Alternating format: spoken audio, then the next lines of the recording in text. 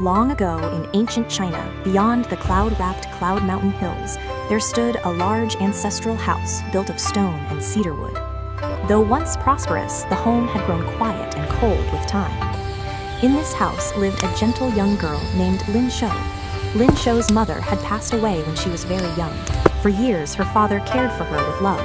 But fate is often cruel. After his second marriage, illness took him away as well, leaving Lin Xiu alone with her stepmother and two stepsisters. From the moment Lin Xiu's father was gone, her life changed. Her stepmother, Madame Jin, ruled the house with a sharp tongue and colder heart. Her daughters, Yan and Mei, dressed in fine silks and mocked Lin Xiu endlessly. They envied her quiet beauty, her calm eyes, and the kindness that seemed to glow from her presence. "You will no longer live in the inner rooms," Madame Jin declared one morning. "You will stay near the hearth and earn your food." From that day on, Lin Xiu cleaned the stone floors, carried water from mountain springs, cooked meals, and washed clothes in freezing streams. Her once fine robes were replaced with plain cotton garments stained with ash. Yet Lin Xiu never complained. When her work was done, she climbed behind the house to a quiet hill where bamboo swayed in the wind. Birds gathered there, and small mountain mice followed her footsteps. To them, she whispered her worries and dreams. On winter nights, she slept beside the hearth, warming herself with fading embers. Ash often marked her sleeves, so the servants began calling her Hui Shou, the Ash Girl. One early spring, an imperial decree echoed across the valleys. The crown prince of the Eastern dynasty would host a grand spring lantern gathering at the mountain palace. Noble families and young women from across the region were invited.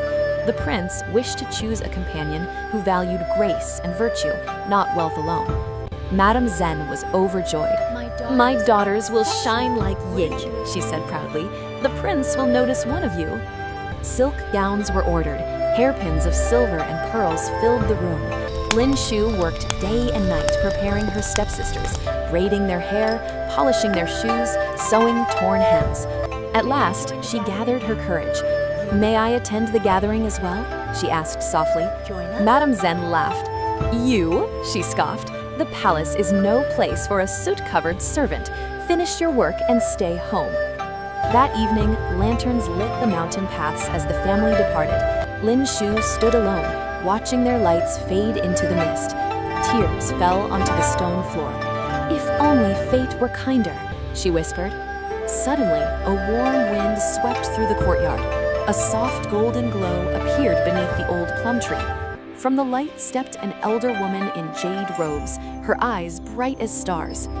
"Do not weep, child," she said. "Kindness does not go unseen." Lin Xiu fell to her knees in shock. The woman was a mountain spirit, guardian of the cloud hills. "Bring me a gourd, a pair of sparrows, and the mice who follow you," she instructed. Though confused, Lin Xiu obeyed. With a gentle wave of her hand, the gourd transformed into an elegant jade carriage drawn by white deer. The sparrows became lantern bearers, and the mice turned into attendants dressed in pale silk. The spirit touched Lin Xiu's worn clothes. Instantly, they became a flowing gown the color of moonlight. On her feet appeared delicate jade slippers carved with cloud patterns. "Go," the spirit said. "But remember, when the moon reaches its highest point, the magic will fade."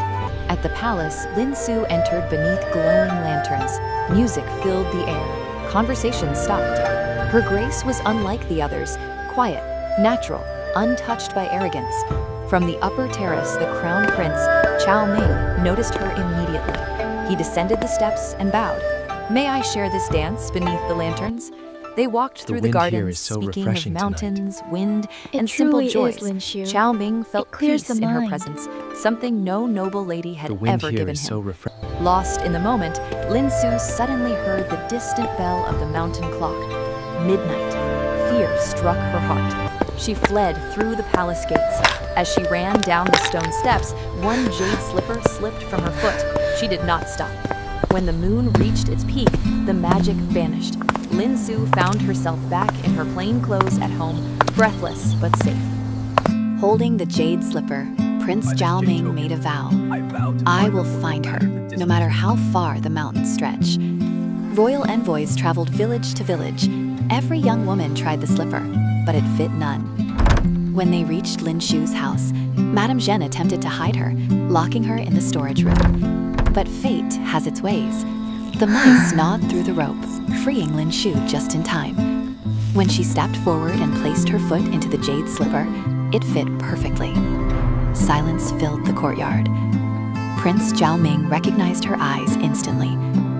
"It was you," he said softly. "The girl of moonlight." Lin Xiu was welcomed into the palace, not as a servant, but as an honored guest. In time, she became the prince's wife, admired not for her beauty alone, but for her compassion and strength. As for Madame Zhen and her daughters, they were sent away to live humbly in the low valleys, their pride stripped like fallen leaves. Lin Xiu often returned to the Cloud Mountains, standing beneath the plum tree where her fate had changed. She never forgot who she was. And so, the Ash Girl of the Mountains became a princess, not by magic alone, but by kindness that even heaven could not ignore.